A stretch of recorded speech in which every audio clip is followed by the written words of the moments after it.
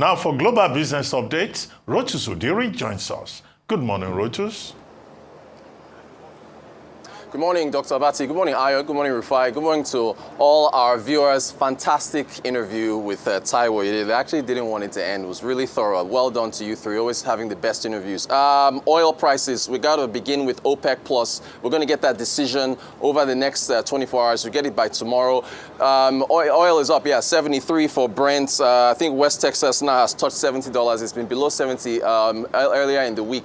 The conundrum for OPEC, just so everybody understands, is that they have taken barrels off the market. The decision now is whether to add those barrels back. 2.2 million barrels per day have been taken off.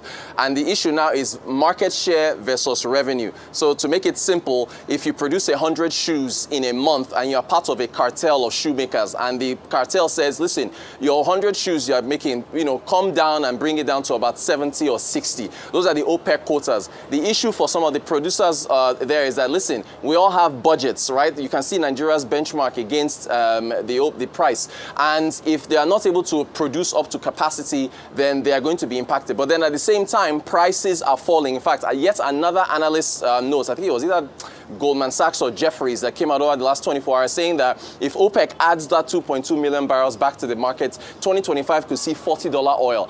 Mr. Bennett, that has been picked by as Treasury Secretary for Donald Trump, he has this 3-3-3 rule where he wants 3% GDP growth, a 3% budget deficit, I don't know how we'll get to that one, and 3 million extra barrels per day of oil to be produced. So if the US adds even more oil to the market, you're going to see that fall. So it's going to be really fascinating to see how OPEC navigates its way going forward. We go to Asian markets. I mean, this has been dominated by Korea. Everyone has been looking at the Korean index. That is the Kospi, which has led losses in Asia as a result of that Hollywood movie, or I think you should say the Kollywood, is that what they call it, over in Korea. They've got some very popular soap operas in Korea.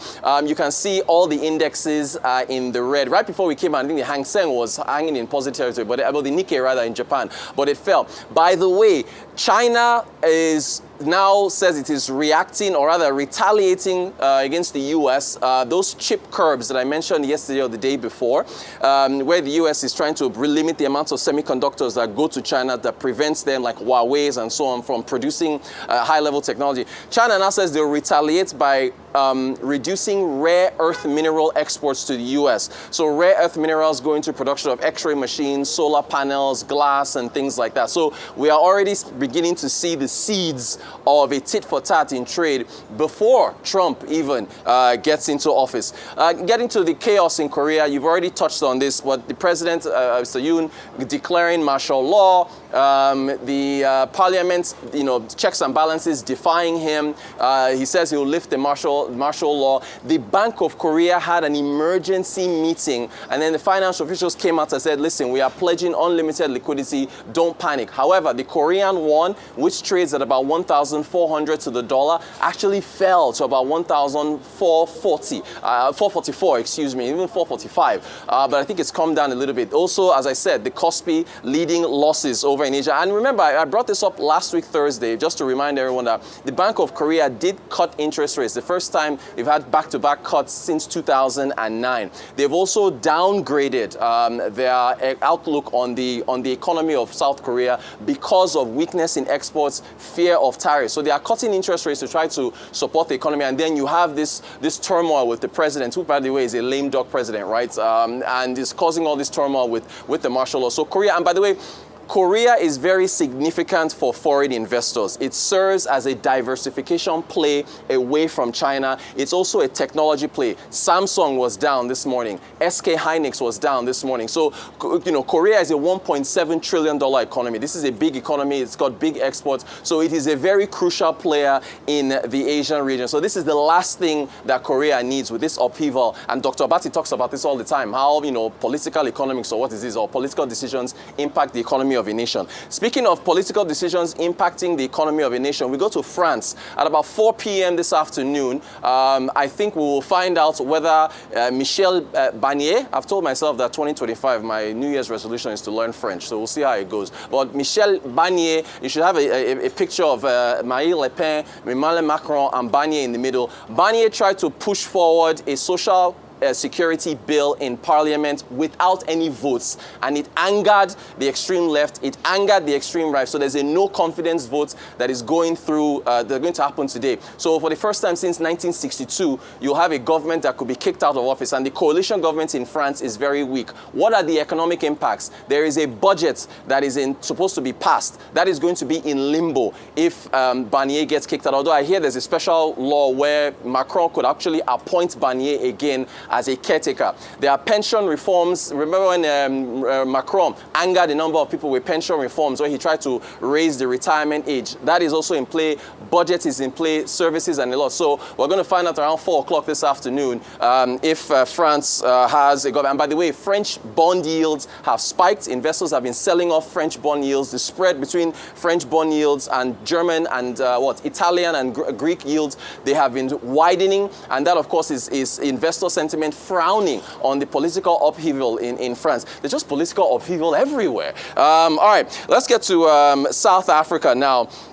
South Africa's third quarter GDP numbers came in. They did underperform, but there's still been a decent story in South Africa. But anyway, 0.3% in the third quarter. Estimates were for 1.1% growth.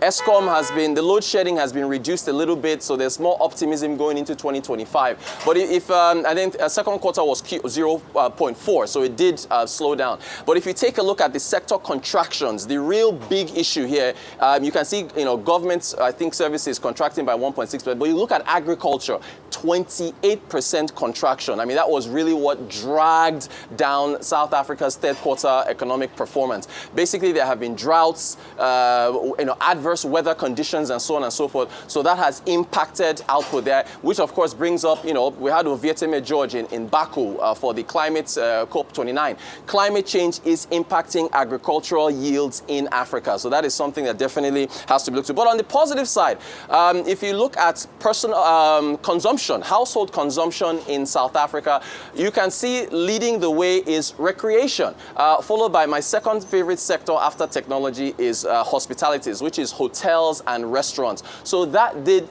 pick up. And why is that? If we take a look at inflation, as you should have a chart of headline and food inflation in South Africa, you can see how the chart decelerates.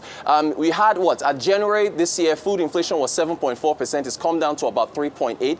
Headline inflation was 5.4 in January. That's come back to about 2.8. So inflation has been decelerating in South Africa. The rand has performed decently against the US dollar. South Africans have more money in their pockets. Fuel prices have actually come down, and so consumption has been supported by that. And also, you have the Reserve Bank of South Africa also cutting rates as well. So, that actually leads me into Nigeria. And on the hospitalities front, when we talk about the subnationals and the states, particularly this month of December, I don't know if you've been on social media, particularly Instagram and I think Threads, organic influencers are just telling people that are traveling back home, the IJGBs, the I Just Got Backs, that look, these are the restaurants and hotels to come and spend your money in Lagos. So Lagos, and the government has had nothing to do with this, it's just organic, to where Lagos State far and away is well ahead of all the other states when it comes to hospitalities. And again, with the weaker Naira, it means that,